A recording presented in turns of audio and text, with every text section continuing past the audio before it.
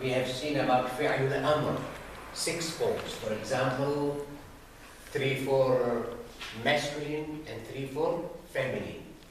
For example, from daraba, from tadribu, idrib, idrib, you hit. When you give command to someone, especially for masculine, you, idrib, you hit, idrib, and then for dual, idriba, idriba with alif, you two hit, and then idribu.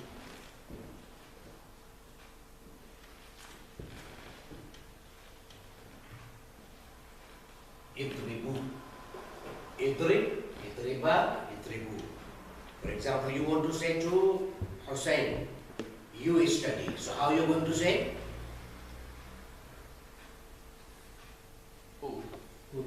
Udrus. And Hussein and Muhammad both.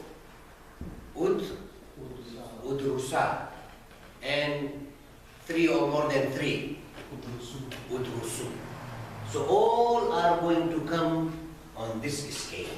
Idrib, idriba, idribu. And I mentioned that when we are in need to form, for example, tense for command, so how we are going to form? From what? From tadribu. From tadribu. You are going to make idrib from tadribu. Tadribu means you are hitting or you will hit. Tadribu, you are. For masculine, you are hitting or you will hit. For example, here, let me write tadribu. Tadribu. Tadribu. Okay? So what is the meaning of tadribu? Means you are hitting or you will hit. So first what we are going to do to make amr, remove the ta. Remove the ta. Okay? So what is the remain here? So it is difficult, it is impossible the letter in the beginning which has sukoon to pronounce it. So how are you going to pronounce? No, it is impossible. So for that you need to have hamza, or you call hamza or you call it alif. It called hamzatul wasl. Hamzatul wasl will come. Hamzatul wasl or you call it alif. But in the grammar they call it hamza wasl. Wasl means the hamza which connect. Hamza which connect. Wasl, which make wasl. Wasl means connection. So this hamza will come, and so what the ruling here, and then what you are going to look for? Ainul fi'l. Ainul fi'l. For example, second letter which is ainul fi'l. So this is da is fa'ul fi'l, ra is ainul fi'l, and ba is lamul fi'l. Okay, so you are going to second letter. If second letter is got maksur, means with kasra, alif will have, this hamza will have kasra. And then what else you are going to do? The lamul fi'l, which is the last letter, you are going to have sukoon on it. Instead of dhamma, you are going to have sukoon. So idrib, from tadribu, idrib. From tadribu, idrib. What is tadribu and then tadribani. Tadribani. Same ruling. Tadribani. For example, let's see tadribani.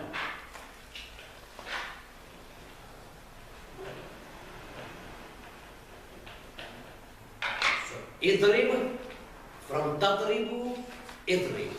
From tadribani, idriba.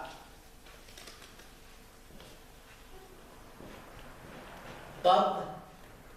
tadribani. For tadribani.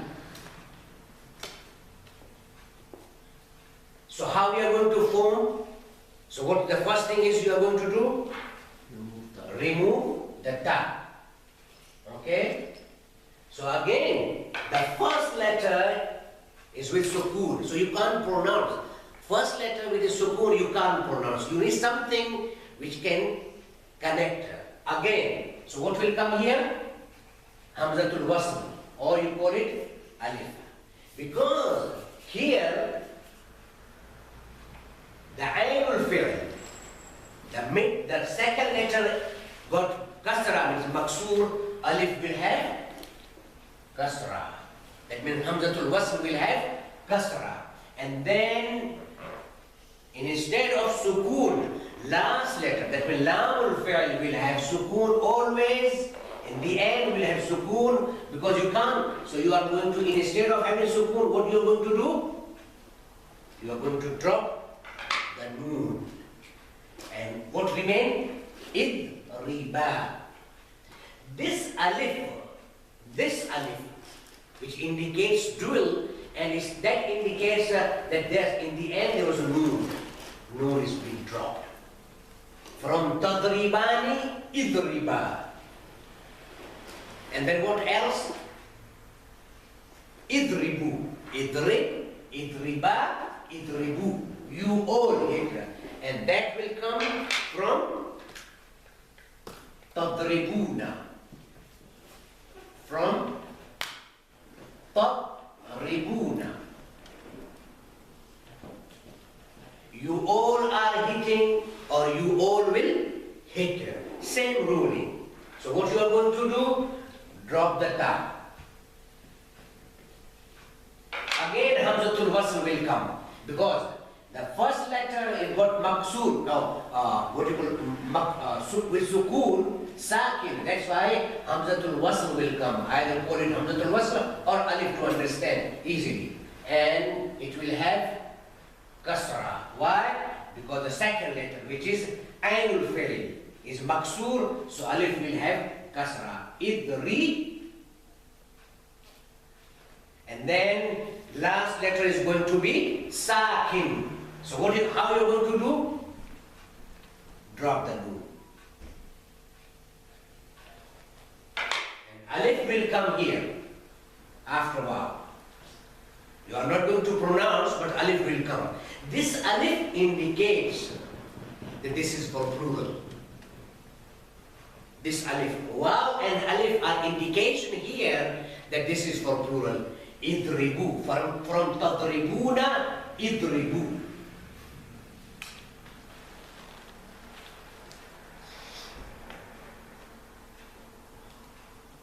So these four for masculine. Idrib, idriba, idribu. From idrib from tadribu, and idriba from tadribani, and idribu from tadribuna. Is this okay? If you have any question, please do ask. And then 3 for feminine. You female, you. Oh Zainab, you hit. So how you are going to say? Idribi. Idribi. Idribi. From Tadribina. Ahsan. From Tadribina. Same ruling. Tadribina. Tadribina.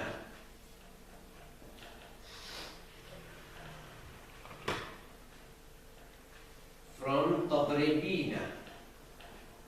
From Tadribina. So what's the ruling here? Drop the ta. And then hamzatul wasl will come because the beginning of the fa'ul fail is the what you call sakin. Hamzatul wasl will come. Something will come with join, which connect, and alif will have kasra. Why? Because ainul fail. The second letter is got kasra, so alif will have kasra. And then What is the main thing is? The main thing is the lamul fail. Lamul fail means the last letter is always with sukoon. So what you are going to do here? Noon will drop. So what's remain here? Already. Tadribina. So already remain here ba and ya. Tadribi. Idribi. From tadribina, idribi. Idribi. O Zainab. O Fatima. Idribi, you hit her. Idribi, and same thing. Tadribina, tadribani. And then, what for plural?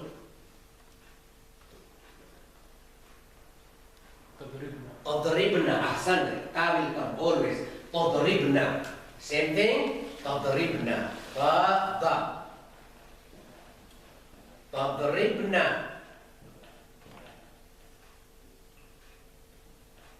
You all female are hitting or will hit. So you are going to make idribi from tadribina. Idribi from tadribina. So same ruling. And then tadribani, idriba. And then tadribna. What will come? Idribna. Idribna. Alif. And then idribna. Same thing here. What we do? Drop the ta only. Idribna. Idribna.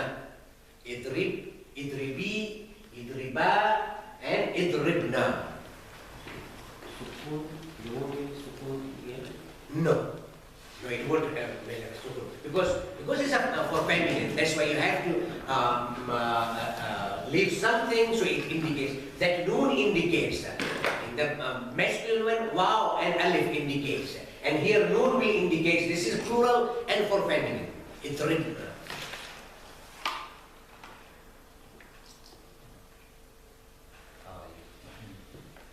Okay. Can I have he is hitting or he will hit in Arabic? Not for mukhatab, for action, masculine, for singular. He is hitting. For masculine and for singular. He is hitting. Muntahar. He is hitting. Verb to the past tense. Yeah, he is. Of course, is present. He is hitting. No, he. Dr. Sir. Yadribu. Ahsan. Yadribu. Yadribu. Yadribu. Yadribu. Yadribu. He is hitting. Yadrusu, he is studying or he will study. Okay? Yakulu, he is eating or he will eat. Yashrabu, he is drinking or he will drink. Yaktubu, he is writing or he will write. Yakra'u, he is reading or he will read. Always, ya will come for absent one. Yadribu. Now, you want to make amr. For those six, only for tadribu, tadribani, tadribuna, tadribina, tadribani, tadribna. Those six. Because those six for, not for absent, for present. For example, you want to say, Shabi, you do. Muntadhar, you do. Okay? You. So for you, you need to use for masculine present one. That's why idrib from tadribu. Now here, yadribu. And you want to say to the person who is not present. Okay? And you want to command him. He's not here, he's absent, he's not present. And he's masculine, yadribu. So how you are going to say yadribu? And you want to say he should hit. Of course, should means, of course you are saying, you are commanding, he should hit, he should do it, he should drink, he should study, he should go, So how are you going to say? Yadribu, from yadribu. It's very simple and very simple. Just you need to have, it's called lam al-amr. You are going to add lam al-amr. His name is lam al-amr. And it will have kasra, li. And then in the end, you are going to have sukun. So what? Liyadrib. Liyadrib. He should hit.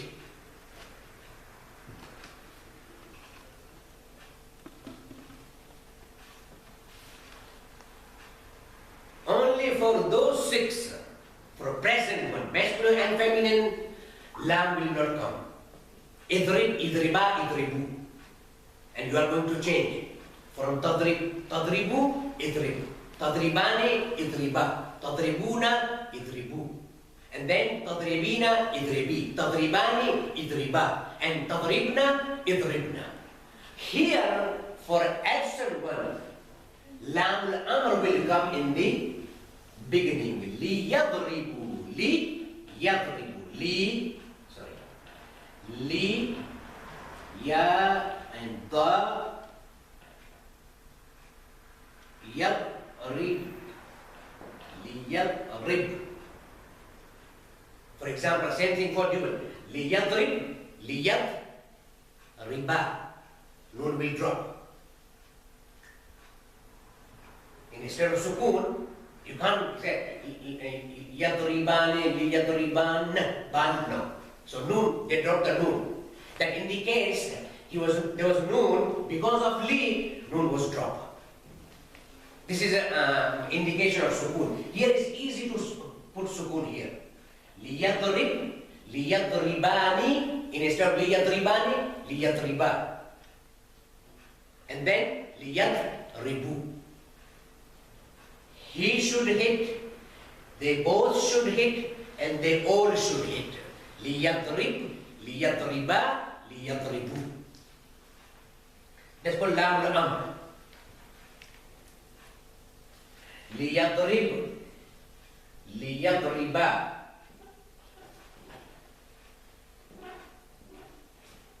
Liyadriba, liyadribu.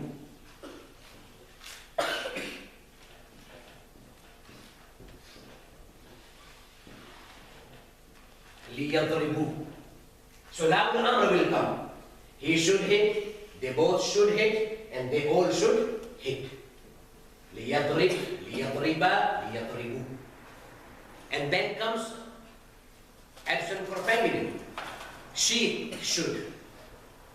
How are you going to say? Li, litadrib, litadrib. Li,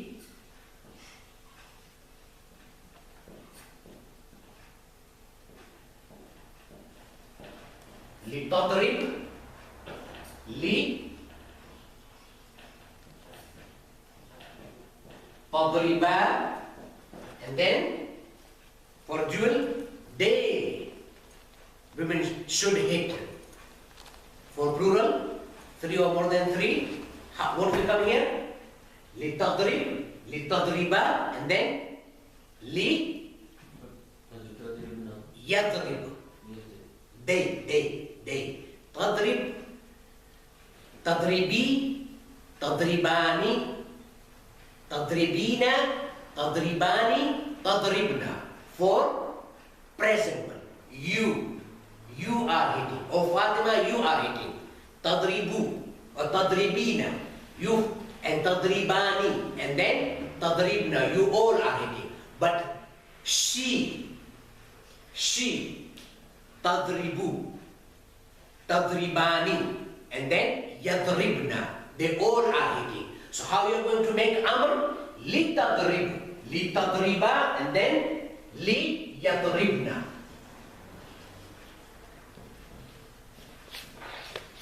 Li yadribna.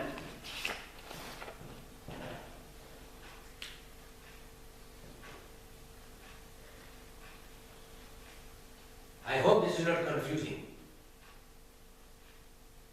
So from you are going to change the formation and method. And for others, for absent one, you are only going to add the ya. Li yadrib. From yadribu, li yadrib. From yadribani, li yadriba. From yadribuna, li yadribu. From masculine, she. Absent. From tadribu, li tadrib. From tadribani, li tadriba. From yadribna, li yadribna. They all are hitting or will hit. Now what's the translation here? She should hit. They both ladies should hit. They all women should hit. So far we have done 3 for absent for masculine and 3 for absent for feminine. And 3 for present masculine, idriba, idribu. Okay? And 3 for present feminine, idribi, idriba, idribna. Okay? So how many remain then? All are 14. So how many remain? 2. 2 for the speaker himself. So what is the speaker himself? For example, I will hit.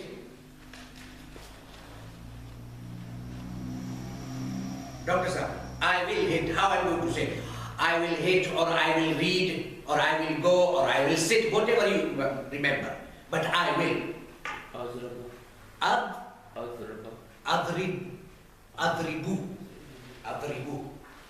Adribu. Yes, you are very near. Adribu. And then another speaker called the speaker himself. Adribu, and we all will hit. Nadribu. Adribu, nadribu. Adrusu, nadrusu. Okay? Ajlisu, najlisu. Aktubu, naktubu. Akulu, nakulu. Ashrabu, nashrabu. It's called the speaker himself. I am or I will. Adribu, I am hitting or I will hit. Adribu.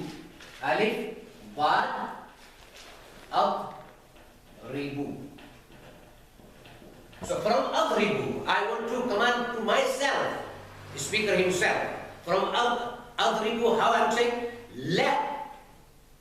Lam Amr will come. Lam Amr will come. So, Li Adrib. Li Adrib. Li Adrib. Li Adrib, and then Li Nadrib.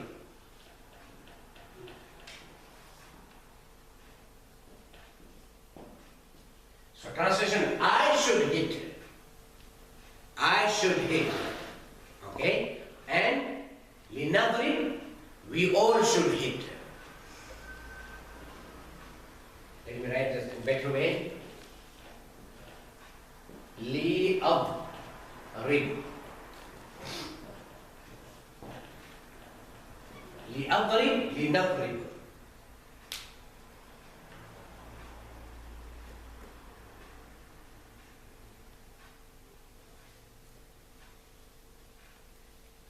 لأضرب لنضرب. So that's called Lamul Amr.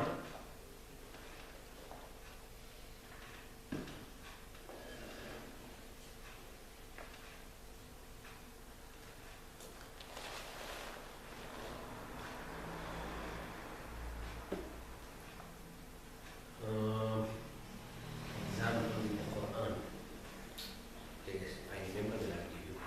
So, Lamul how we are going to say formation for 6, 3 for masculine and 3 for feminine, present one. Idrib, idriba, idribu, idribi, idriba, idribna. Okay? So from idrib, you are going to give me any 6. For example, you want to say to me, sit. How are you going to say in Arabic?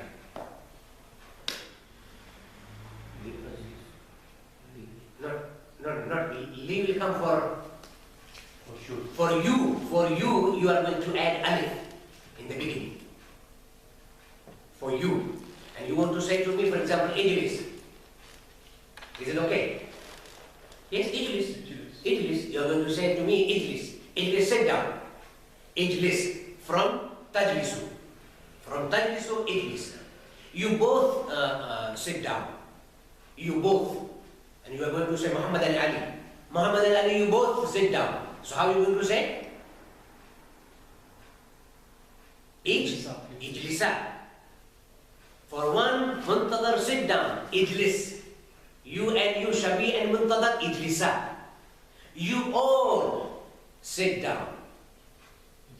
Ijlisu. Ijlisu.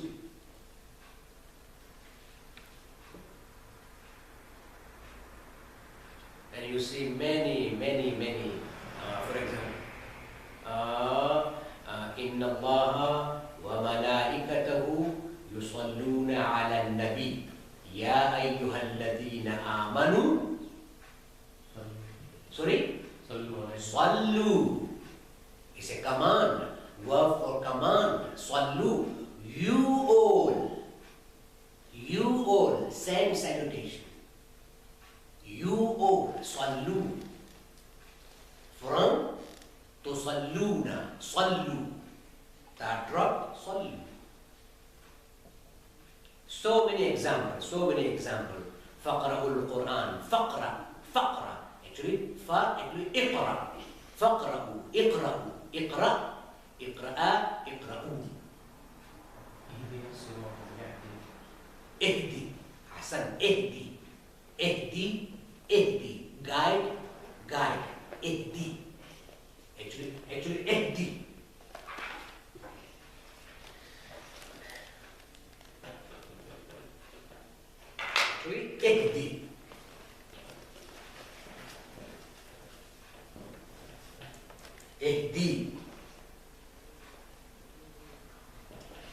Ihdi. Guide. And then na. Guide us. Of course, when I say to you or you say to me, that is the meaning of command. But when we use command, word for command to Allah subhanahu wa ta'ala, that is not command, that is request. When I say to you, give me the pen, that is command. But when we say to Allah subhanahu wa ta'ala, give me rizq, that is not command, that is request. But we are going to use same form, same. But the meaning is different, because he is master, that's why. If it is from master to servant, in the meaning of command. From servant to master, in the meaning of request. Oh Allah, do this. Oh Allah, give me this. Oh Allah, solve my problem. Oh, we use this. Oh, do this, give me. But that is in form of request. Same tense, but that is in the meaning of request. Okay, let's just recap. So who is going to read for me past tense, all 14? Anyone. Or for example, either you use daraba, or you use darasa, or you use anything. But a simple one so you can remember. 14 one. All 14. Darasa, good. Darasa. Darasu. Very good. Darasat. Very good. Darasata. Darasna. Very good. Ahsan. Darasta. Darastuma. Darastum. Darasti. Darastuma. Darastunna.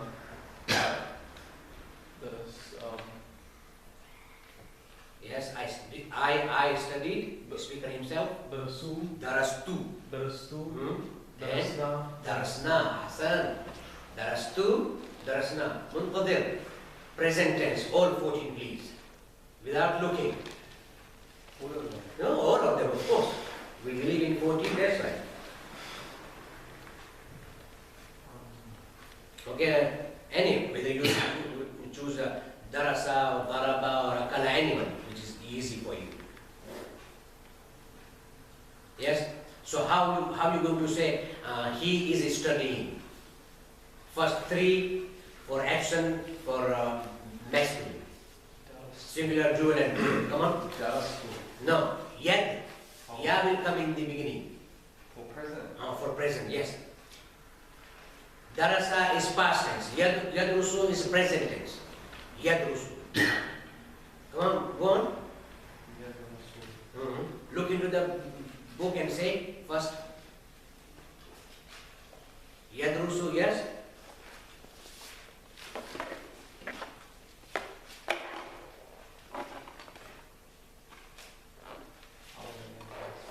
No, you won't look at the sheet. Do you have Yadrusu? The Arabic one.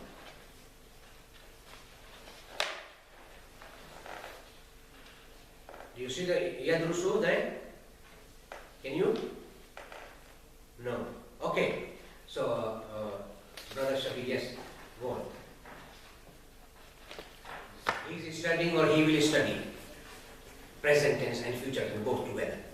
He is. He is studying or he will study. It's the same meaning, same thing, but it has two meanings. So Darasa is past tense, he studied. Okay? And you want to say he is studying.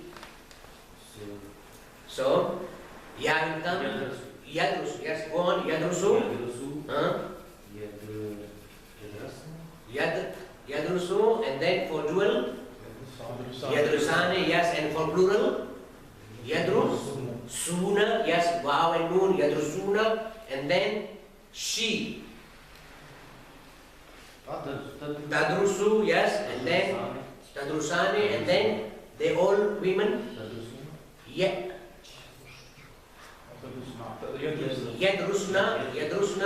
You are studying for male. Tadrusu, and you too. Yes, and you all. Tadrusuna. You, one for lady, singular. No, it's Tadrusina. There is Tadrusu. You, Tadrusu for male, Tadrusu. For you female, Tadrusina. Ya and Nun will come in the end. Tadrusina. Yes, and then you too, lady. Tadrusina, Sane, Alif and Nun, Tadrusane, and you all. Tadrusna, Hasan, and speaker himself. I am studying Adrusu, and we all are studying Nadrusu. Once it's going to sit here in your mind, it will remain the rest of your life. It will be easy. So again and again, I'm going to just recap every single time. So past tense, present tense, and let's go for Amr, for 6 Amr. Sorry, you know this paper, it says Nahnu Nadrus for second person. Just I'll explain that. Just forget this one. Already, when we say, for example, Nadrusu. Already the hidden is Nahnu. Nahnu is hidden inside. Already. Yadrusu, Huwa is hidden inside Yadrusu. So already the pronoun is already hidden. So you just leave that aside. Just Nadrusu means Nahnu Nadrusu. Nahnu is already hidden inside. But for dual it says Nadrus, not Nadrusu in the paper. Nahnu Nadrus and Nadrusu. Is that correct? It's not dual. For a speaker himself for singular, Adrusu. A speaker more than one, or 3 or more than 3, Nadrusu. Okay. Nadrusu. Yes, Nadrusu. Adrusu, Nadrusu. Adrusu, Nadrusu. Sorry, quick question. For Kalaiba, which is obviously a female, it's Tadrusu. تدرس, yes. And for مخاطب, which is the male, Yes. against Against تدرس, yes. how would we differentiate? Yes, of course, you are going to differentiate with a name, for example. For example, if you're going to say, for example, Muhammad Tadrusu. Of course, Muhammad Tadrusu, Muhammad is sitting here, and you are saying Muhammad is studying. Okay? Now, you want to say a lady who is not present here, she is in other room or not here. For example, then you are going to say Tadrusu. Tadrusu is for masculine, singular, for present, and Tadrusu for feminine, singular, for absent. It's the same. So you are going to, through reading, you are going to recognize this is for masculine or feminine. Masculine, for example, present, or feminine, absent. Ghaiba or mukhatab. So it's, through practice, it is very easy to know it. Okay, so let's go for Amr. For 6 forms for Amr. For example, simple one, very simple. That is either say tadrusu or say tadribu. It's very simple. Tadrusu or tadribu. Okay, go for tadribu. For 6 one. 6. Idrib. You hit, yes, idrib. Idriba. Idriba. Idribu. Very good. You all, yes. And then you female. Idribi. Idribi. Idriba. Idribna. Idribna. Very simple. Idribna. Idrib. Idriba. Idribu. Idribi. Idriba. Idribna. Ahsan.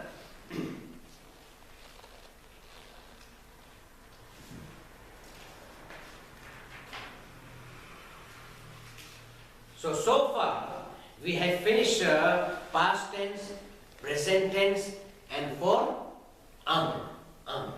For example, if you want to say the person who is not here and you want to command him, so how you are going to say? He should hit. So how you are going to say? In Arabic, he should hit. Liyadrib. Liyadrib. They should. They too should hit. Li. Yadriba, and they all should hit. Liyadribu. Liyadribu. So Lam al-Amr will come in the beginning. Ahsan. So is there any question for that one? No.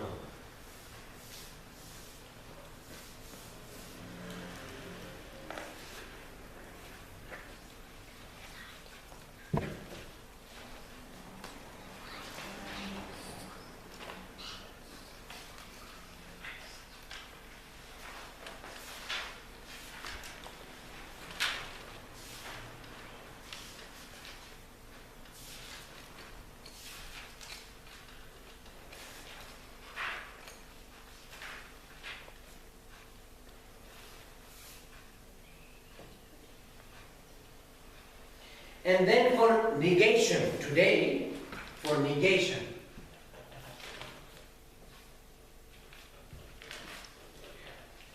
For negation, you can't use past tense. You always use present tense. And then in the beginning, la will come.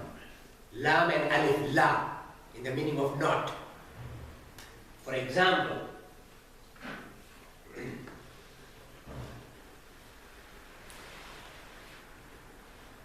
you want to say, for example, yadribu, okay? Yadribu. Yadribu. So what is the meaning of yadribu? He is hitting, or he will hit. Yadribu. And you want to say, he should not hit. La. La yad.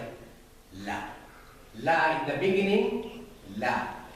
La, separate la, and then Lam al-fi'l. In the end, the Lam al-fi'l is going to be sakin. La yadrib. La yadrib.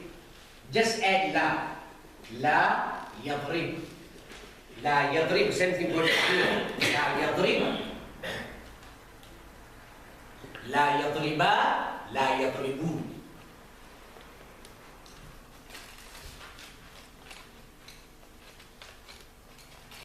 تضرب لا تضربا لا يضربن لا تضرب لا تضربا لا تضربوا لا تضربي لا تضربا لا تضربن لا أضرب لا نضرب. Just only you are going to do add the lam alif la in the meaning of not, and then you are going to somewhere, if it is dual, you are going to drop the noon. If it is a waw and noon for plural, you are going to drop only noon and waw is going to remain. And then, if it is not, just last in the end, which is lamul fail, is going to be sakin. Yeah, from yadribu, la yadribu. How would you say in past, like he did not hit? He did not? Hit. That is different. That's different. Then it's called lam. It's called, inshallah, it will come. It will come. It will come. It will come. This is a negation of which tense? The past tense. The present tense. He should not hit. Okay. He should not hit. He should not hit. So the la yadrib. La yadrib. They both should not hit. La yadribani. They all should not hit. La yadrib. La yadribu. Yadribuna or only yadribu?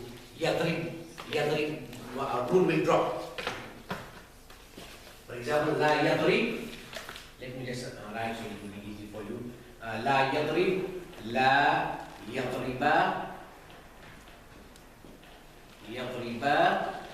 And then la yadribu.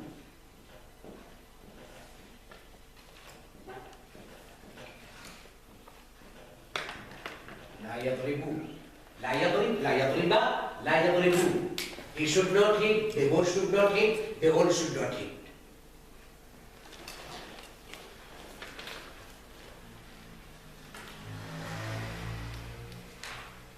So all, la yadrib, la yadriba, la yadribu. And then comes 3 for feminine action 1, la tadrib, la tadriba, and then la yadribna.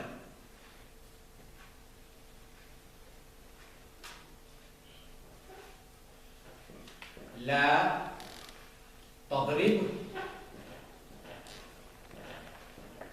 لا تضربا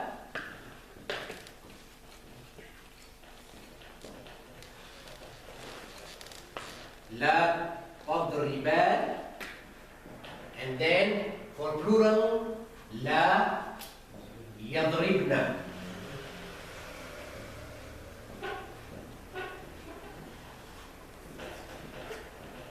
لا يضربن. She should not hit. They both ladies should not hit. They all women should not hit. لا يضرب, لا يضربا, لا يضربوا, لا تضرب, لا تضربا, لا يضربن. So these 6 for action, 3 for masculine and 3 for feminine. The top one is for masculine and the bottom one is for feminine.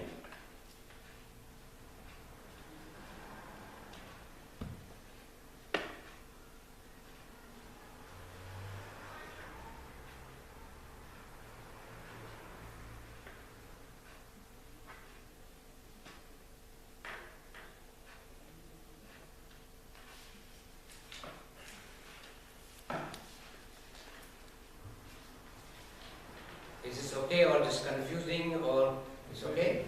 Why is it not? Yes, sorry. Why is it not la yadriban? Because it's negation of the present tense. And why is it la yadriban? Why is it not? Because la always give jazm. La always give jazm to the end.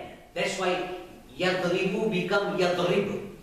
So here, this sukun, yadrib, we understand. And then here, because it was yadribani, so how you going to give sukun to the end?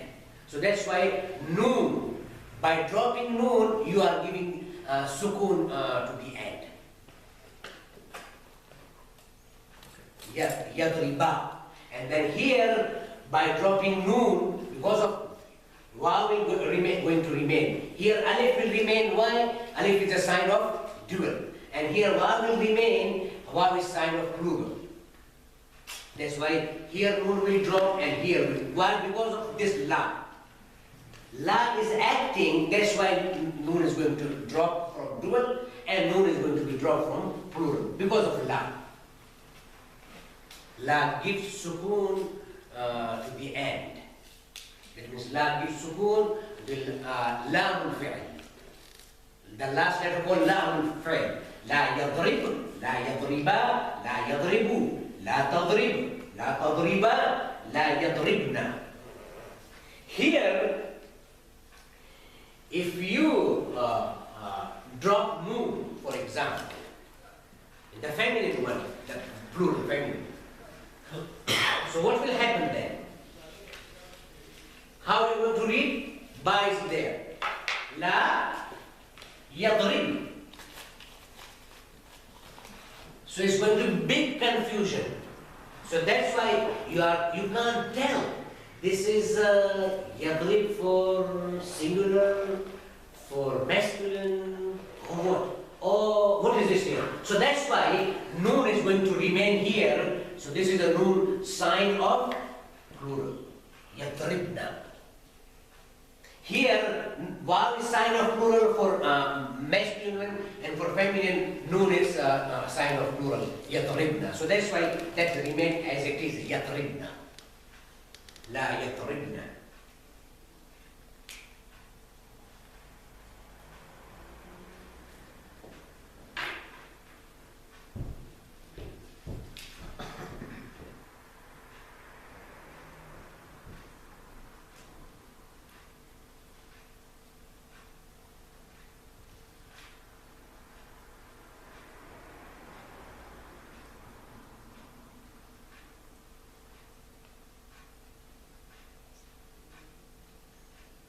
Sir, Layla for Quran is something like this.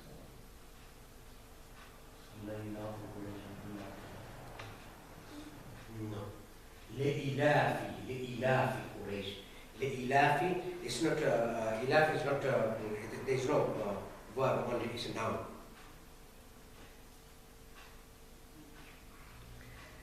So, if you read the Surah An-Nur,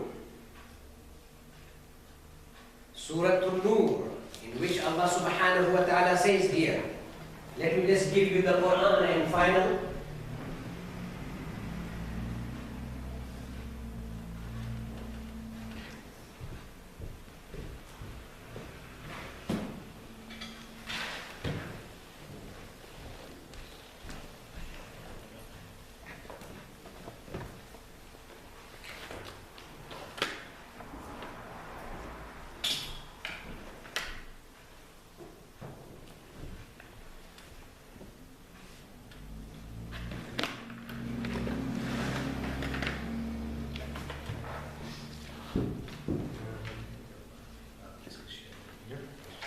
So, if you look at Surah number 24, Surah number 24 and Surah An-Nur, Surah number 24.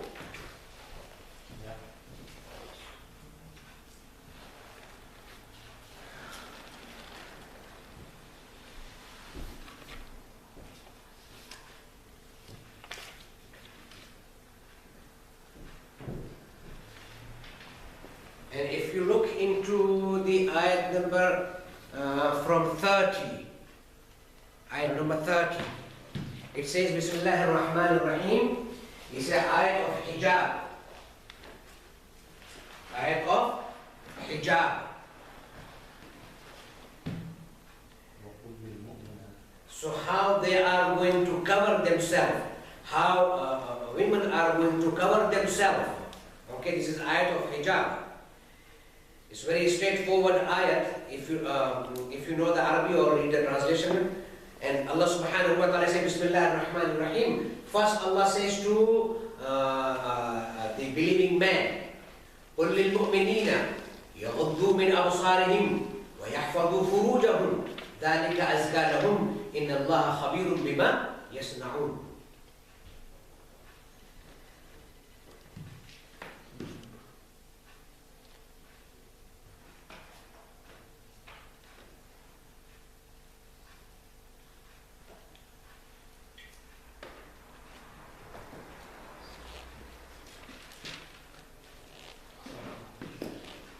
So Allah says, first there is a for a believing man. Allah subhanahu wa ta'ala says, قُلْ لِلْمُؤْمِنِينَ, O Prophet, قُلْ, again, word for command. قُلْ, you say. Allah said to the Prophet, قُلْ, you say. It's a command. قُلْ, قُولَ, قُولُ. For singular one, قُلْ. And how it's become قُلْ is different, inshallah, but when you go, just Allah says, قُلْ لِلْمُؤْمِنِينَ يَغُضُّوا مِنْ أَبْصَارِهِمْ. Okay? Gaze, lower their gaze. يَغُضُّوا مِنْ أَبْصَارِهِمْ وَيَحْفَظُوا فُرُوجَهُمْ. And they protect their private parts. ذَلِكَ أَزْكَى لَهُمْ. This is good for, this is a purer for them. إِنَّ اللَّهَ خَبِيرٌ بِمَا يَصْنَعُونَ. So first address is for believing man. So you should also have hijab of your eyes. Okay? Lower your gaze. And then Allah subhanahu wa ta'ala says, next ayat, وَقُلْ لِلْمُؤْمِنَاتِ. Oh, the Prophet, say to believing women, يَغْضُضْنَا. Look, يَغْضُضْنَا مِنْ أَبْصَارِهِنَّ وَيَحْفَظْنَا فُرُوجَهُنَّ. All are feminine tense. يَغْضُضْنَا مِنْ أَبْصَارِهِنَّ وَيَحْفَظْنَ فُرُوجَهُنَّ وَلَا يُبْدِينَ. Look, وَلَا. There's a lam. Which lam? Lahun nahi. Lahun nahi. They should not discover. وَلَا يُبْدِينَ زِينَتَهُنَّ. They should not discover their, beauty. زِينَتَهُنَّ, their ornaments. إِلَّا مَا ظَهَرَ مِنْهَا وَلْيَضْرِبْنَ. Again, بِخُمُرِهِنَّ عَلَى جُيُوبِهِنَّ وَلَا يُبْدِينَ زِينَتَهُنَّ إِلَّا لِبُعُولَتِهِنَّ. They are allowed to disclose their ornaments in front of these. بُعُولَتِهِنَّ آبَائِهِنَّ or آبَاءِ بُعُولَتِهِنَّ, in front of their husband, in front of their fathers, in front of their father's husband. أو أبنائهن, in front of their sons. أو أبناء بؤولتهن أو أخوانهن أو بني أخوانهن أو بني أخواتهن أو نسائهن أو ما ملكت أيمانهن أو التابعين غير أولي الإربة من الرجال أو الطفل الذي لم يظهروا على عورات النساء ولا يضربن. Again, ولا يضربن. They should not strike بأرجلهن, their feet, in such a way ليعلم ما يخفين من زينتهن. So one should know what is hidden in their beauty. They should not strike their feet in such a way. وَتُوبُوا إِلَى اللَّهِ جَمِيعًا أَيُّهَا الْمُؤْمِنُونَ لَعَلَّكُمْ تُفْلِحُونَ. So I request just go through this ayat, okay, and tell me what type of tense are used here in this ayat, in ayat of hijab.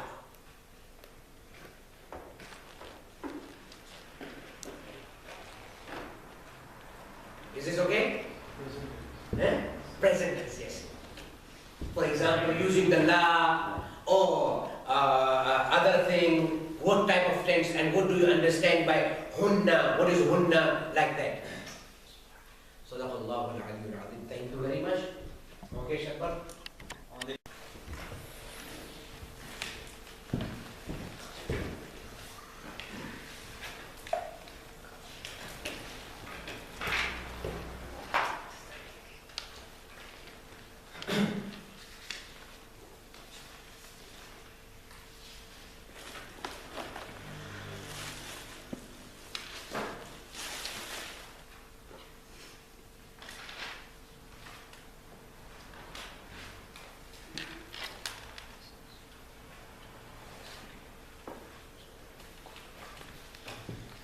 بسم الله الرحمن الرحيم الحمد لله الذي علم بالقلم علم الإنسان ما لم يعلم والصلاة والسلام على محمد وآله وسلم. We have now reached Fasl al-Thani, and for those of you who remember, Fasl means a section in this Bab Hadi Ashar book, Bab Hadi Ashar. It is important that we understand, as will become clear today, that we are studying, as I mentioned in lesson number 2, Sharh Bab Hadi Ashar, which means that we are studying the commentary, because Bab Hadi in actual fact is very short. The commentary is by a scholar by the name of Allama Fadil Miqdad al-Halli, who was also a faqih. He wrote a book, Kanzul Irfan fi Fiqh al-Quran. One of his books is Kanzul Irfan fi Fiqh al-Quran, on the topic of the Ayatul Ahkam, so the verse of fiqh in the Quran. This, in the same way that Allama Halli was a faqih as well as a mutakallim. In other words, he was a jurist as well as an expert in aqaid. Allama Fadil Miqdad was also a jurist, a faqih, a mujtahid, and an expert in kalam and aqaid, which is why his sharh, his analysis of Bab Hadi Ashar is very philosophical, as you have seen. As we reach Fasl al-Thani, Sifat al-Thubutiyya, as we've written there, Sifat al-Thubutiyya, we finished off last week by mentioning about Dawr and Tasalsul, and why Dawr and Tasalsul are impossible. So we had an in-depth discussion on this, which can be found inshallah online by the next few days. And as we understand that the second way of proving Allah subhanahu wa ta'ala's existence, the existence of the Creator, is to look at the effects, to understand He who has caused those effects. Which is why they begin by talking about Sifat al-Thubutiyya. If we begin by reading point 38, point 38 in its totality is solely part of Bab Hadi Ashar. So this is what Allama Halli, paragraph 38, is what Allama Halli has written. The rest is what Allama Fadil Miqdad has commentated. Because if you look at it generally, it's difficult to understand if we just read Bab Hadi Ashar. As I mentioned last week, Sifat al-Thubutiyya refers to what? The positive attributes. What attributes are present in Allah subhanahu wa ta'ala? Opposite to Thubutiyya are Salbiyya, which are not present in Allah subhanahu wa ta'ala, which would also come again. Now yes, we have studied these in a basic form in madrasa, etc. This gets in depth as to why it is necessary that this certain sifat is present within Allah. So if we read point 38, concerning His positive qualities or attributes, which are 8. Now there's also a discussion, why are there 8? Are they not 9? Are they not 10? When we have studied this book, you will notice I have not given you anything extra. We have solely looked at the text and understood it. Because if we went on to go to extra and give different opinions of Shaykh Mufid and this, it would become very lengthy. So we're keeping it short. Concerning His positive qualities, which are 8. First, the Most High, in other words, Allah is powerful, is qadir, and free, mukhtar. For the world is an originated thing. Brackets muhdath. I'll explain these terms in a minute. For the world is a thing which has been come into creation. For it is a body, a jism. All of these terms we're going to explain today. Muhdath, jism, mukhtar, qadir. The world is an originated thing, muhdath. For it is a body. And every body is inseparable from originated things. I mean motion and rest, both of which are originated. Both require masbuqiyya. I know this is confusing, let's just read it first. Both require masbuqiyya, consequence, in reference to something else. And that which is inseparable from originated things is of necessity itself an originated thing. That which is inseparable from originated things is of necessity itself an originated thing. Hence there is a mover in it, namely Allah the Most High, the Powerful, the Free. For if the cause were a mechanical cause, then of necessity its effect would not remain behind. Then that would require either the priority of the word or the origin of Allah, the Most High, both of which are false. Now, I can understand that by reading this first paragraph, we have understood maybe 5%, or if that, because the language is slightly difficult. What we understand, what we are saying, is that we start by talking about the way in which Allah subhanahu wa ta'ala is qadir, is powerful and mukhtar, He has His own will. Point 39 says, so this is the shah of Father Miqdad. When he finished, when Allama Hindi finished proving the essence, the thought, so we spoke about wajib al-wujud, mumkin al-wujud, etc. He now begins to prove the sifat, the qualities. And he placed first thubutiyya. Because thubutiyya are what are existing. Sifat al-thubutiyya are in wujud. Whereas salbiyya are in adam. What does adam mean? Adam al-wujud means? Absence, not present. So he's saying, why did we mention the positive first? He says, because the positive are in wujud, they are present. The negative are not present. And everything which exists has greater precedence, has greater sharaf and honor than everything which doesn't exist. Therefore, because thubutiyya have a greater honor, we mention them first. Because thubutiyya exist, salbiyya don't exist, and anything which exists is greater than anything which does not exist. Therefore, we have mentioned sifat al-thubutiyya first. That's why we mentioned them before salbi.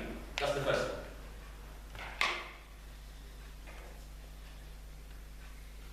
And he began, Allama Hindi began, the Shah, the commentator saying, he began, why did he begin by talking about power of Allah? Because we are doing ithbatu sani'. Sani' means? Sani'. Sani'. Creator. Sani'. We are looking at ithbatu sani'.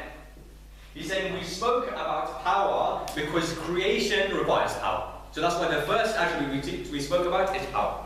Because what point is it for us to talk about other attributes first? The most important attribute when we look at Sani', the creator, is power, because he needs power to create.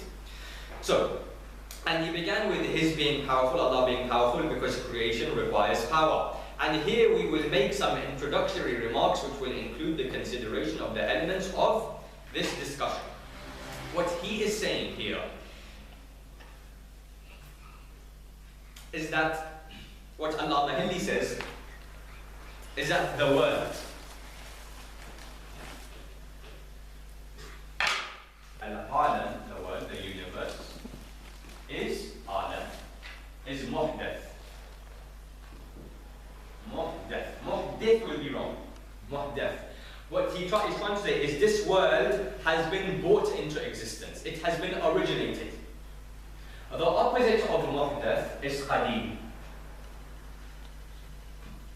Qadim means has always been in existence. There has never been a time when that thing has not been in existence. So these two are opposites. Muhdath is something which wasn't there first. It was then originated. It was then brought into existence. This pen was muhdath. There was a time when this pen did not exist, then it was created. So Allah Maliki says the world is muhdath. The world is not qadim. The world has not always been there. The world is muhdath.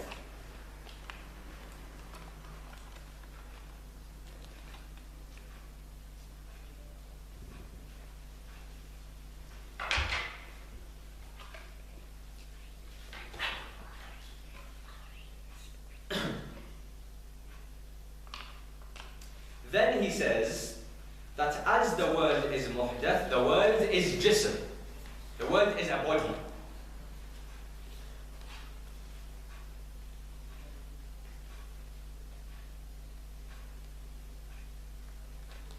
The world is a jism, the world is muhdath, the world has been brought into creation. What does jism mean? What does muhdath mean? Point 41. We say that the powerful, Allah subhanahu wa ta'ala, the powerful and free, Mukhtar and Qadir, is he who, if he wills to do something, does it, and if he wills to leave it, leaves it, and he acts with purpose and will. So, the Sharia has told us that we understand that this world has been brought into existence. But what we understand is that Allah subhanahu wa ta'ala, while being Qadir and Mukhtar, it means, number one, he has irada.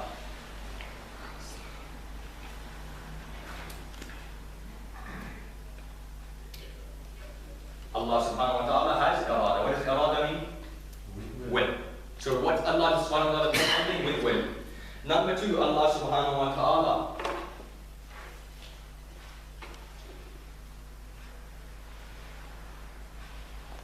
has what we call al-qasd. Allah subhanahu wa ta'ala has qasd, He has purpose. Whatever He does has a purpose behind it. We are saying that Allah, when we say Allah is powerful and free, we say He has His own will, He has His own free will, and He has His own purpose. Whatever He does has a purpose. The opposite of this is what we call mujib. Mujib, sorry. So, here we have one thing, qadir, mukhtar. The other is mujib. So something that is mujib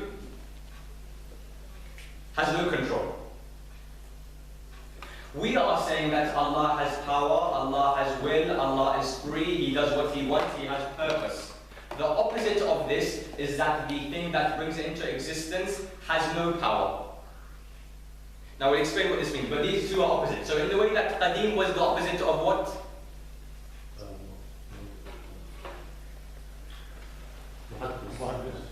Muqtad. Qadir is opposite of.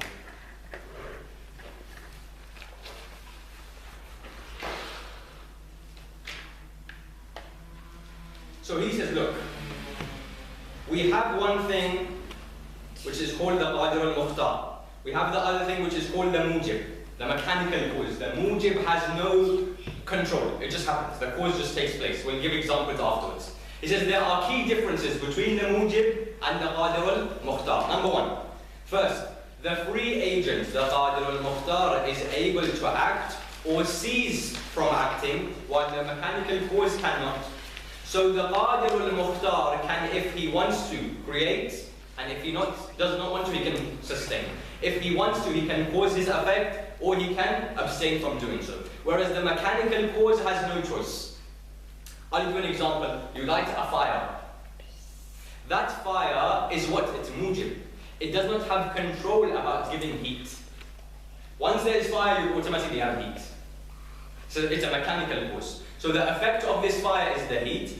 It cannot control its effect. Once the fire is there, you'll have heat. Once the fire is there, you'll have light. It can't control it. But we are saying Allah is Qadir al-Mukhtar. He can control. If He wants to, He can create.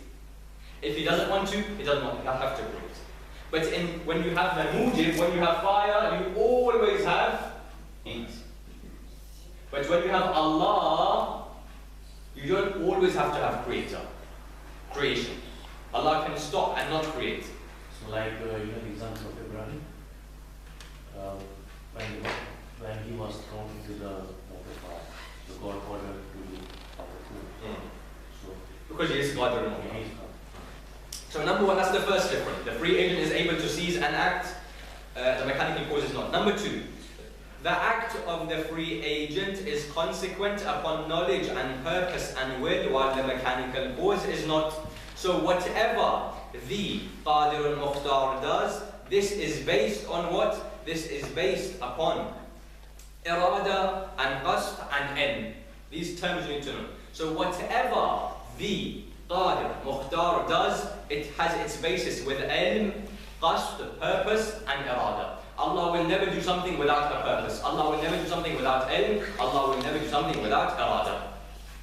However, the mechanical cause is opposite to this. The mechanical cause does not do anything with purpose. So when the fire causes heat, there may not be a purpose. Sometimes we take a purpose from it, but there is no purpose or wisdom behind it. It just happens uncontrollably.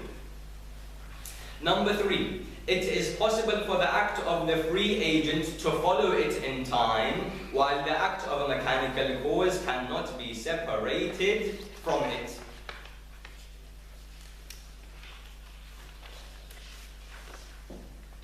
What we mean is that when we have Allah subhanahu wa ta'ala, it can be that He is there, but the effect that He has is delayed.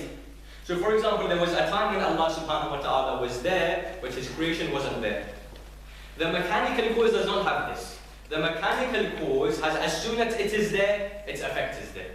As soon as fire is there, heat is there. So for example, the sun giving light. As soon as the sun is there, it will give light. It has no control.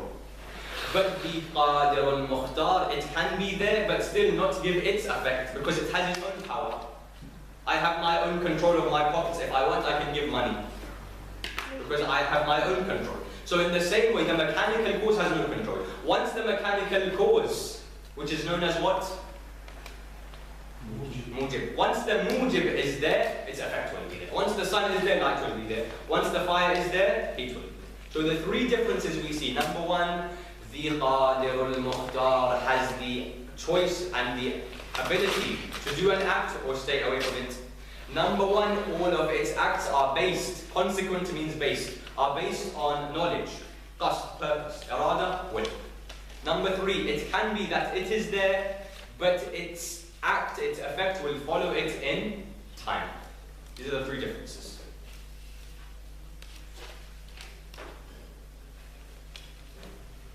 Point 42. The Sharih, the commentator is saying, when Allah Mahali said the word Alam, the universe, the Alam is everything that exists other than Allah. So when we say Alhamdulillah Rabbil Alameen, praise be to Allah subhanahu wa ta'ala, the Lord of the universes, plural, we mean what is universe? Everything other than God.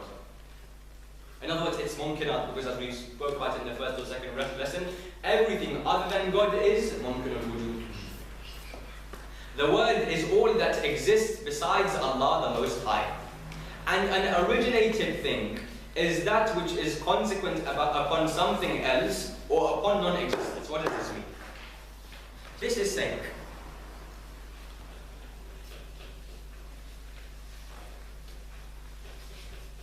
that when we have something which is muhdath means something brought into existence. Opposite of muhdath is qadim, always there. When we have something muhdath,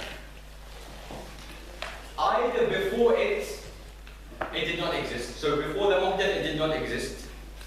Or we say that before the muhdath is something else, A. So either before the muhdath there is nothing or there is A. In the way that either A causes the muhdath to be present, or there was nothing, then the muhdath was there. So what we mean? For example, the muhdath is heat. The muhdath is originated in heat. A will be the fire. So either we say this muhdath, the thing which is originated, before it, either was something which caused it, or there was nothing. So before the human, there was nothing. The human then came about, because the human being is muhdath. So either the human being is based on before it was nothing, or before it was something which then caused its own existence. And the world is all that exists beside Allah subhanahu wa ta'ala, and a muhdath, an originated thing, is that which is consequent upon something else, A, or upon non-existence. So before it either was non-existence, then it came into existence because of Allah, or there was something else which then caused its existence. Qadim therefore is opposite of this. Qadim is not based on anything prior. Qadim has always been in existence. Qadim is not consequent on anything else. There's no masbuqiyya. Masbuqiyya means consequent. Masbuqiyya. From the word sabiq, before it. Sabiq, masbuqiyya. So before, the masbuqiyya of muhdath was, for example, A. But there's no masbuqiyya for qadim.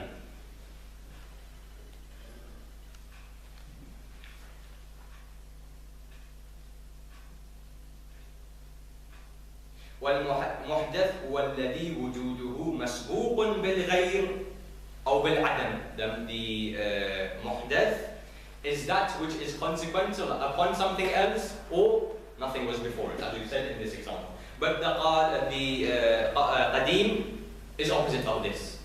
It is not consequent on anything. It is independent.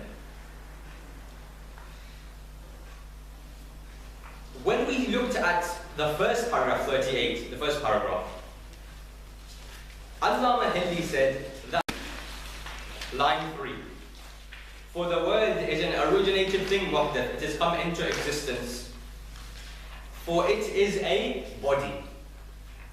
The Sharih now tells us what is meant by this term body. What do we mean by body? He says the body, when we say body, jism,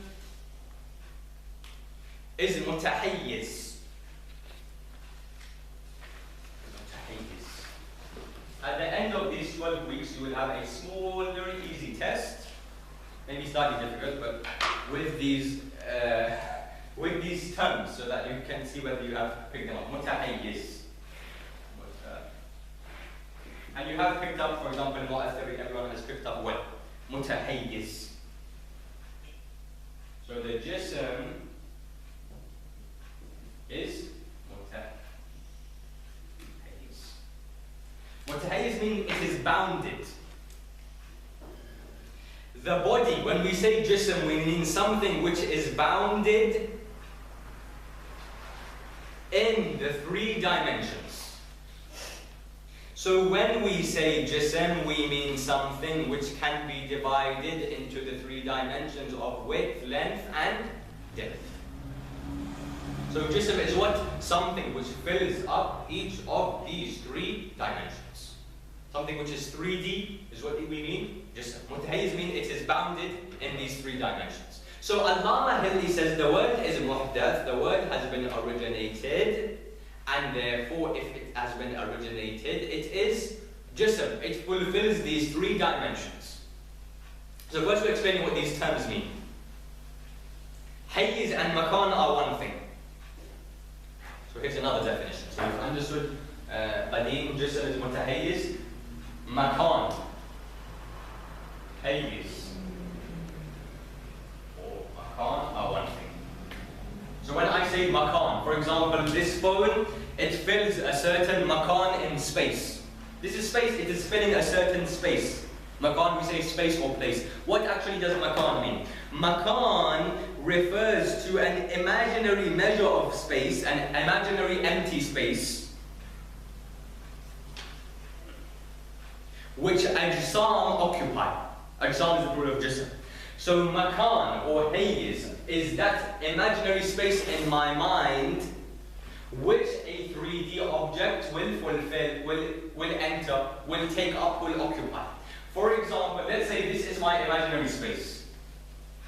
So this is the whole room right now. This is the imaginary space here. And I take this phone and I bring it into this space. Because if I put it here, this is different space. If I put it here, this is different space. If I take it into this space, I have an imaginary type of box, makan, which this has filled perfectly. Because my makan is imaginary.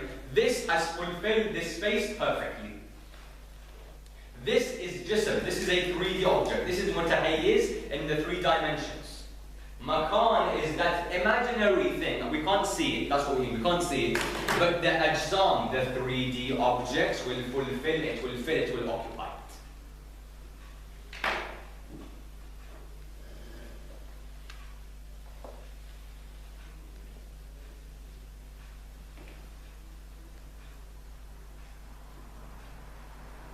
Now again, he's giving us another definition. So he's given us a definition of jism, mutahayyiz, in the 3 dimensions. He's given us what hayyiz or makan mean. He's told us what qadim is. What's the opposite of qadim? Muhdath. He's told us what the qualities of that are. Now he's told us something else. What motion is, haraka. Haraka. So once we get all of these definitions together, then he's going to explain how they come together. We are building all of these together.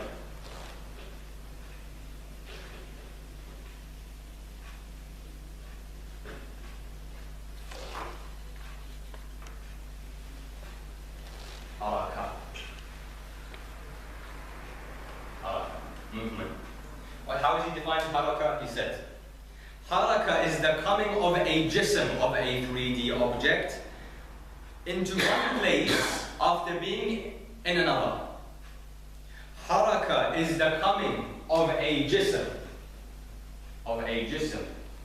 from one makan, from one place to another makan. This is haraka. Movement. Movement is the moving of one 3D object from one place, one imaginary area in space to another. For example, this phone is in this makan. I move it here. So it's gone from makan A to makan B. This is haraka.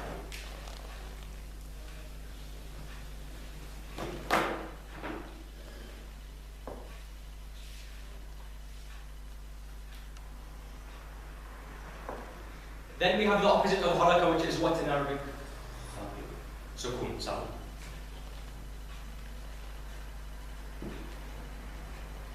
Sukun is the resting or the stopping.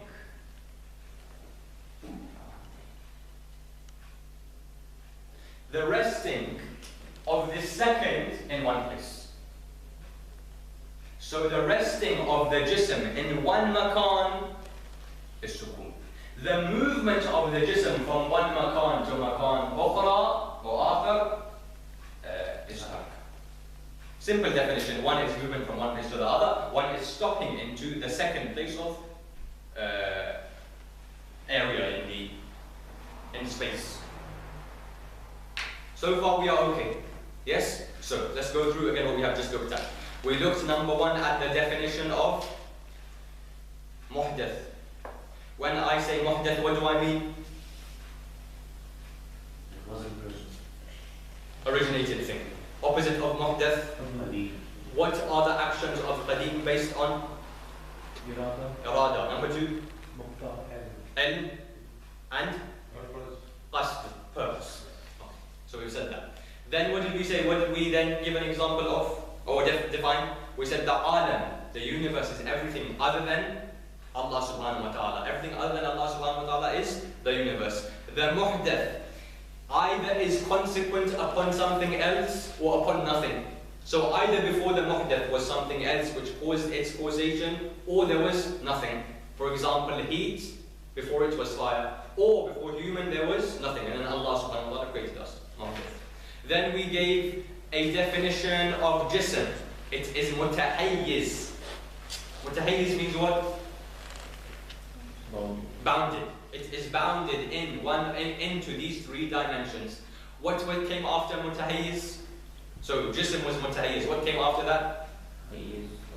Hayyiz and makan, which are the imagination or the imaginary space which is occupied by jism, by the jism. The makan is occupied by the jism.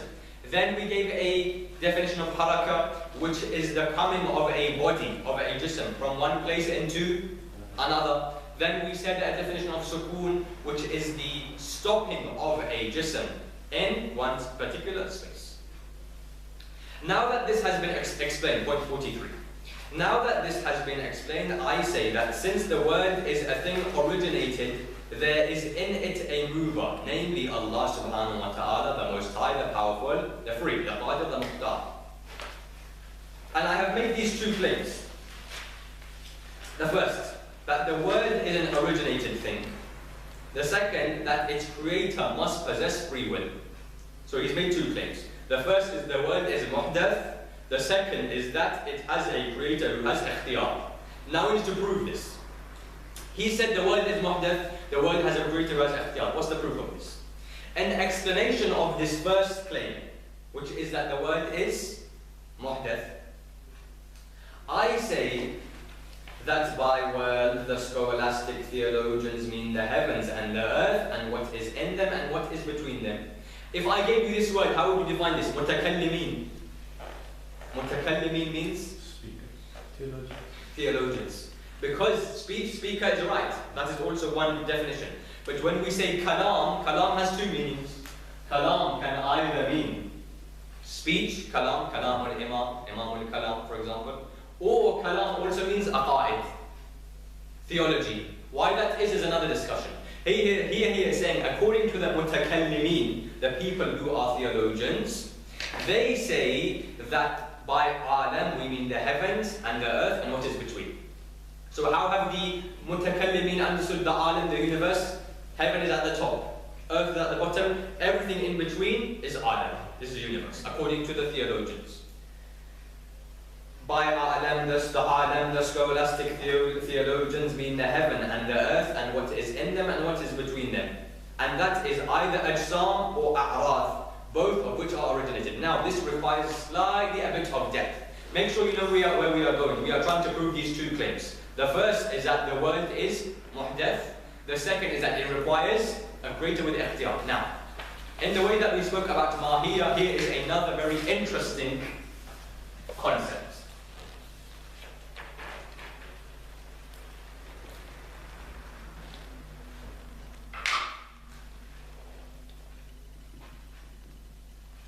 Aristotelian substance theory. I'm not telling you this because I was bored and I wanted to make your life more difficult. No, this is within our books. كليات الخمسة, for example. كليات الخمسة. In Mantiq, we have this theory. We have this theory in Aqaid, in the books of Aqaid, it's mentioned here. Aristotelian substance theory. This theory states, or this theory was a distinction. Now, of course, as we mentioned in Mahiyya, for example, Aristotle and Plato and these individuals, they spoke about these, but they are also present in our traditional books, both. Excuse me. What is this? That there is a distinction between the essential and the accidental properties of an existence. There is a distinction between the essential and the accidental qualities or properties of a phenomenon. There is a distinction, there is a difference. For example, Aristotle or these Aristotelian experts give the example of a chair. Of a chair. This table, for example, this table is made out of wood. Is this an essential property or an accidental property? Because you could also have a table which is made out of plastic. You could also have a table made out of another material. It's not necessary that the table is made out of wood. Therefore, is this an essential property? It's an accidental property. By accidental, they mean it happened for some reason, but there is no specific reason behind it. It just happened. They decided to make it out of wood. Because you can have a chair, you can have a table made out of plastic. So this property of wood, the table being made of wood, is accidental. Accidental properties in Arabic are called arad. Accidental properties in Arabic are called arad. I don't go into too much detail because this will come in the future if you study mantiq and logic. Arad will come. It also comes, you have Jawhar and Arad in Aqaid. Arad. Arad is that thing which, that property. So you have one thing is Jawhar. Jawhar. Jawhar is that thing which is self-evident. It does not require something else to be evident. Basically, Jawhar and Jism are similar. Jism. A 3D object. I have a 3D object. Arad requires something else for it to be made manifest. For example, color. Color. We say color is Arad. Why? Because color, this color is, for example, green. If I just said green, show me green. Can you show me green, what green is? It's a combination of blue and green. But can you show it to me? Green can only be manifest through an object. This green is manifest through this object. That green on that curtain is manifest through the curtain. That black is manifest through the paint. Color, taste. Taste is manifest through what? Through the food. Therefore it is Arad. It's an accidental property. Why is green accidental property? Because this same clothing of mine could be black, could be white, could be yellow, could be whatever. It's accidental. Jism, however, the 3D object, does not require something else for its existence. It is existing. It's in 3D space.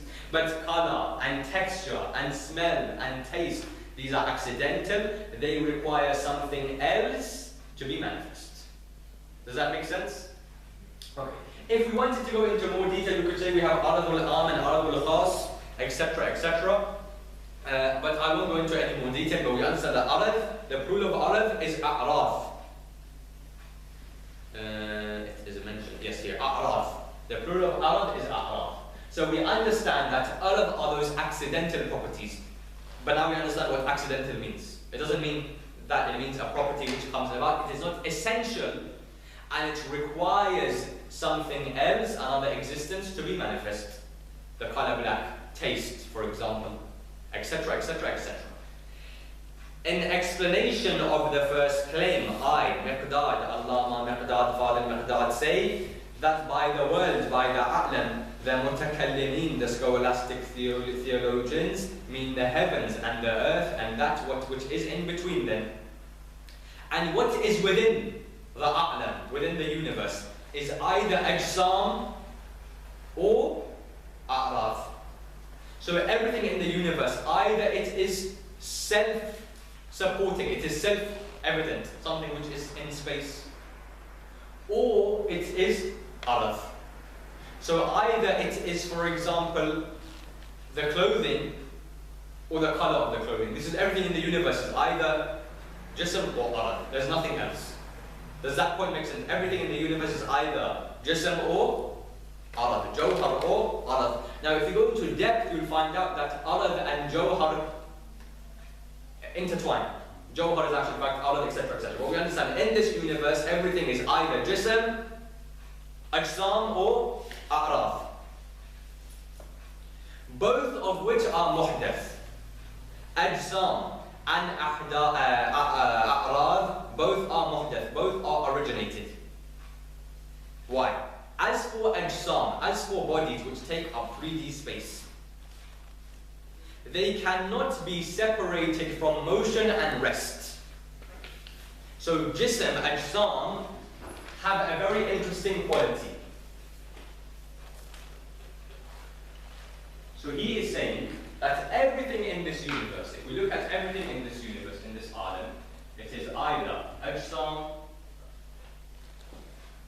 or a'raf. And ajsam have a quality that they are either in haraka or sukun. They are either in motion or rest. Everything which takes up 3D space is either in motion or rest. Why? Because it's in 3D space. If it's in a makan, as we've said, it can either move from one makan to another or stay in that makan. If it moves from one makan to the other, this is haraka. If it stays in one makan, this is sukun. As for the ajsam, they cannot be quit. This is a bit of old English. They cannot be separated. In other words, lazim, it is necessary for ajsam to have haraka and sukun. Because every body must necessarily have a makan, as we've said. Because the definition of a jism is something which takes up a makan. And since this is true, either the body remains in its makan, either the jism remains in its makan, which is sukun, or it moves into another makan, which is haraka. Therefore, what have we understood?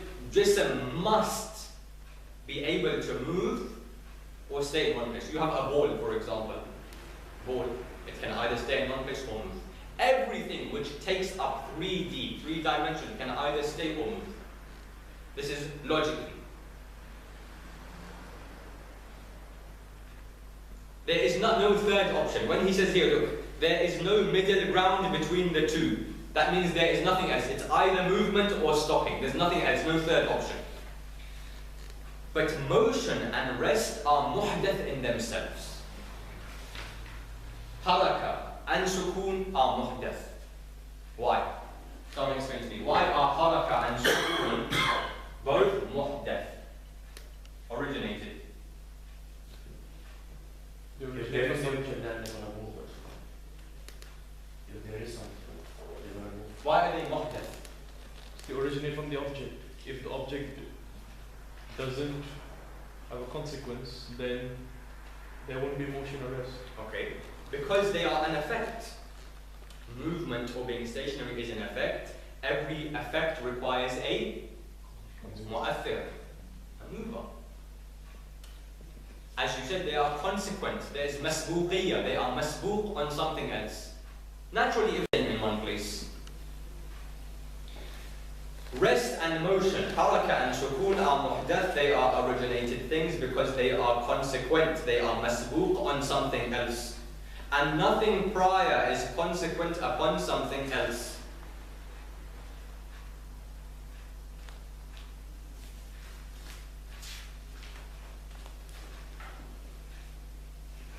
I want to question arise that what about the soul? What about the soul? It's not like a tree, but it moves. Sorry? The soul, like, it's not like tangible thing, but it moves. It's a never destroy. When the person died, it moves to the like there's no place. But that's because this alam we are talking about is the physical alam. This universe we are talking about is the physical universe. But of course there is the universe of the soul, which has a whole different phenomenon, which has a whole different set of rules. For example, alam al-barzakh, it doesn't have, for example, 3D matter. We're talking about this 3D matter universe, this physical universe that we. There are many alam. There's, for example, alam al-huruf, alam al-mahiyya, as we mentioned. In books you find a whole different list about alam of this and that, and alam al-arwah, of the souls. This is alam which we are talking about, is this present one.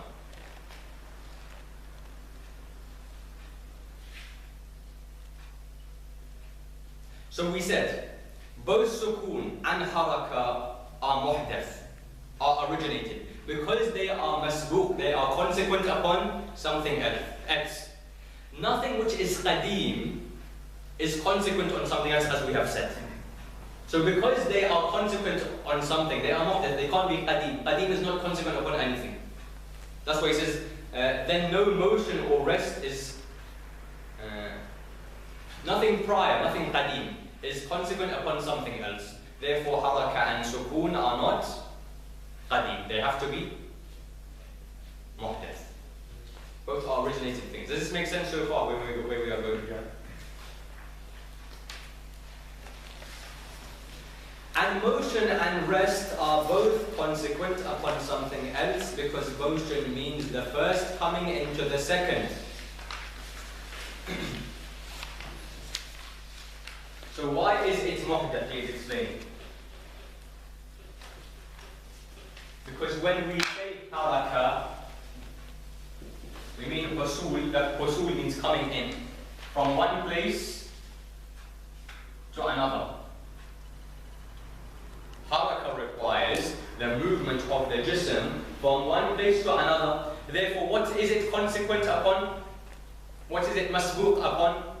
This. It has to have a place to move into a second place. Therefore, why is it muhdath? Because it is consequent upon place number one. If this is not there, how can it move? Movement requires an original place in the first place. Therefore, when we say it is muhdath, it is because it requires this. And motion and rest are both consequent upon something else, because motion means the first coming into the second makan, the first, the ajsam coming from one makan to the second. Therefore, it is consequent upon makan number one. And rest, sukoon, means the second coming into the first place. Hence, of necessity, it is a consequent upon a first coming. So, for example, I kicked this ball. The ball started here. I kicked it there. When it stops at its original place, this is rest. Therefore, what is this consequent upon? The place of stopping. Haraka is consequent upon the place of original movement. Sukoon is consequent upon the place of final resting. Naturally, haraka is consequent. Its base, its masbuq, is on where it is moved from originally. It has to have somewhere originally. And sukoon has to have somewhere where it stops. Therefore, they are muhdath, because they are originated in this way. Does this make sense to a certain extent?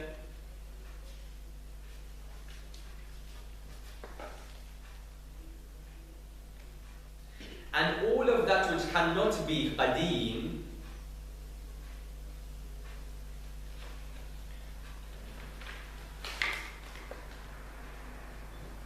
and all of that which cannot be separated from originated thing is itself an originated thing, for if it is not an originated thing, then it is a qadim thing. So what we are saying is that this alam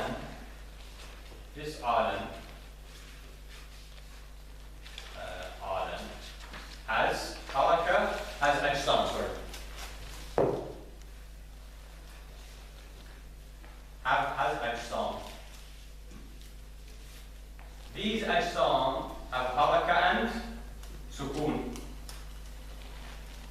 both of which are muhdath. He is saying if ajsam has these two, which are muhdath, this must mean that this is muhdath. If you remember when we spoke about mahiyya, and if the physical expression of the mahiyya has imkan, then the mahiyya will have imkan. Because the requirement of a requirement is a requirement, if you remember this sentence. Because ajsam always has harakat and sukun, as we proved. A body, a 3D dimensional body, will always have movement or sukun. We've proved right now that these are muhdath, therefore the jism is muhdath.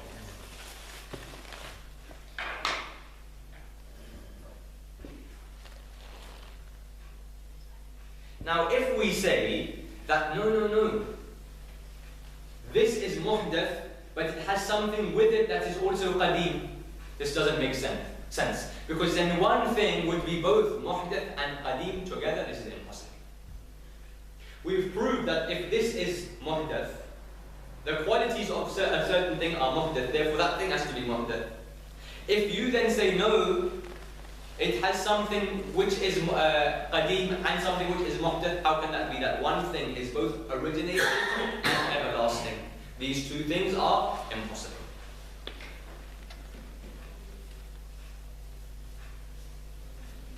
If it has then qadim, it's lasting, and it's being muhdath, would have to be united in one thing at the same time, and that cannot be.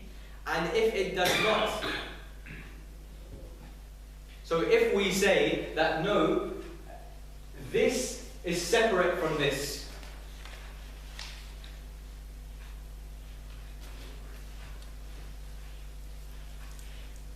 if either we say that this is muhdath, or we say no, it is muhdath and qadim, which is impossible, or we say no, haraka and sukoon are separate from the ajsam, this is impossible. We have to accept that the ajsam are what? That the ajsam are muhdath. Because if they have these two qualities, which are originated, it must mean that it itself is then muhdath, originated. Because it cannot be that something has the qualities of muhdath, but it is qadim. Does this kind of make sense? Yes?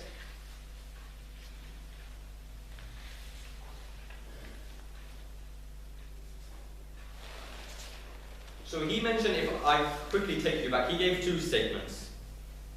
Number one, the world is an originated thing.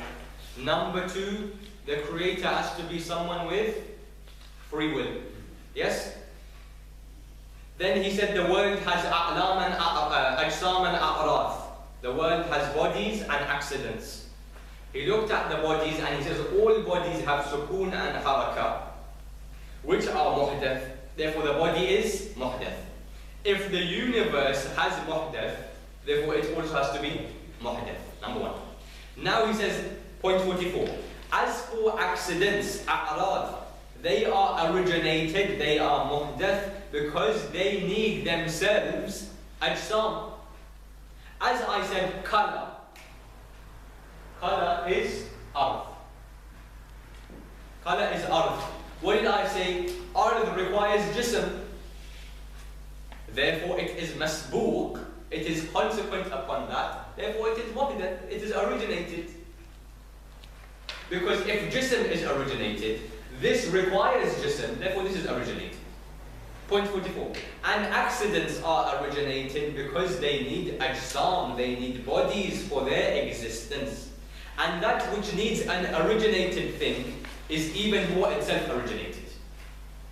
Because the other requires jism, which itself is muhdath, this is even more muhdath, this is more even originated. Because it requires something which is originated. Yes? Or is there confusion?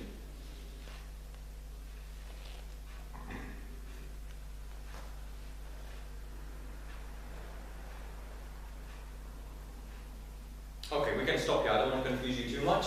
We can stop here. If there are any questions, I will take them. Otherwise, we can finish the lesson. Any questions? So you said the Aristotle is a distinction between essential and accidental. Yes. So what is essential?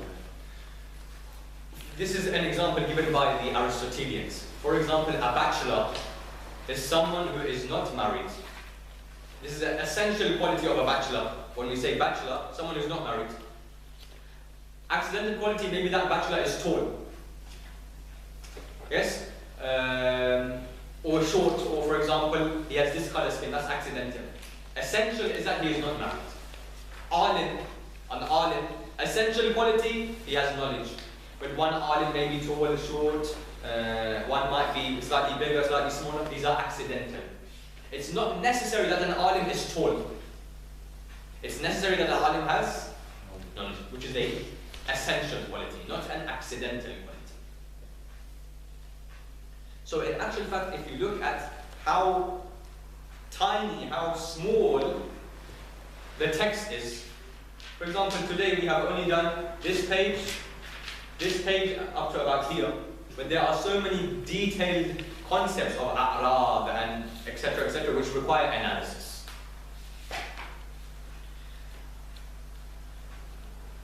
So after this is finished, this is still talking about qudra, power of Allah. How is Allah powerful? So they spoke about what is in the word first. By proving that the word is originated, it has to have someone who is qadeem and who has ikhtiyar. That's what we're trying to prove. That's why we went through this debate. To prove that this word is muhdath, it has to require something who is qadeem, who is qadir, who has ikhtiyar. This is how the proof is going. So then they further expand on it, about how Allah subhanahu wa ta'ala has to be powerful, why He needs to be powerful, what type of power is this? Because I can be powerful but without ikhtiyar, I can be mujib, as we mentioned. Then they go on to speak about Allah having ilm and knowledge. Why does Allah need ilm, etc. More detailed, not as detailed, but more different discussions. Allah having power, Allah having irada, Allah having speech, etc., etc. So these will inshallah come in the future. Wa akhiru da'wana alhamdulillahi rabbil alamin.